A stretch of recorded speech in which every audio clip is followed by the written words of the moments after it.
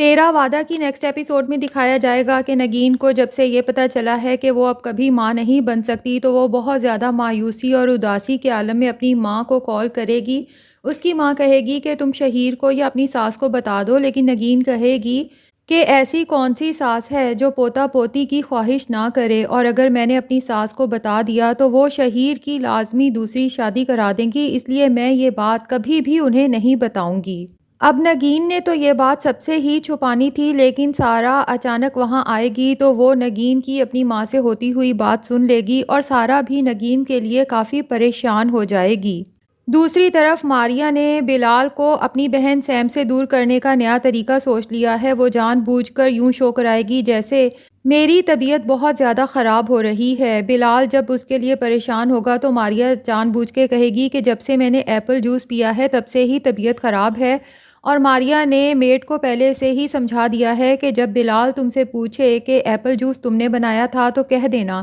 کہ وہ سیم نے بنایا تھا اور اس میں وہ کچھ ملا بھی رہی تھیں۔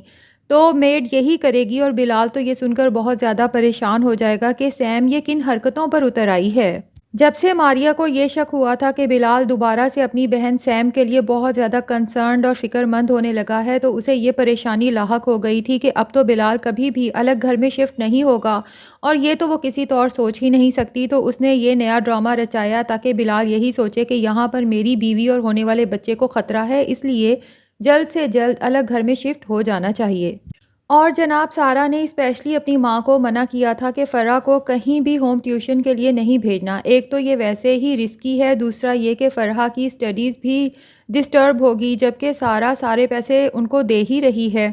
لیکن سارا کی ماں جیسا کہ ایک لالچی عورت ہے، وہ فرح سے کہتی ہے کہ تم ٹیوشن پڑھانے ضرور جاؤ گی، لیکن سارا کو اس بات کا پتہ نہیں چلنا چاہیے، نہ میں بتاؤں گی نہ تم بتاؤ گی۔ اب فرح اپنی ماں کے فورس کرنے پر چلی تو جائے گی، لیکن وہاں جا کر تو بری طریقے سے پھنس جائے گی، کیونکہ وہ آدمی اس کے ساتھ بہت نازیبا حرکات کرنے کی کوشش کرے گا۔ اس کو جب اس کی سیلری پکڑانے لگے گا تو اس کا ہاتھ ہی پکڑ لے گا اور اپنی طرف کھینچے گا۔ سارا تو بہت زیادہ پریشان ہو جائے گی کہ یہ کس افتاد میں پھنس چکی ہے۔ تو ناظرین، آپ کو کیا لگتا ہے کہ فرح یہاں سے اپنی جان اور عزت بچا کر نکل پائے گی یا نہیں؟ اور اس کے بعد بھی اس کی ماں کو کچھ افسوس ہوگا اپنی ان حرکات پر اور دولت کی لالچ پر، یا پھر اس کے بعد بھی وہ فرح کو استعمال کرتی رہے گی اور سارا کو خبر بھی نہیں ہونے دے گی؟ کمنٹ سیکشن میں اپنی رائے کا اظہار ضرور کریں، اور اگر آپ اس ڈرامہ سے اپڈیٹڈ رہنا چاہتے ہیں تو اس چینل ہم ڈرامہ پرومو کو سبسکرائب کر لیں۔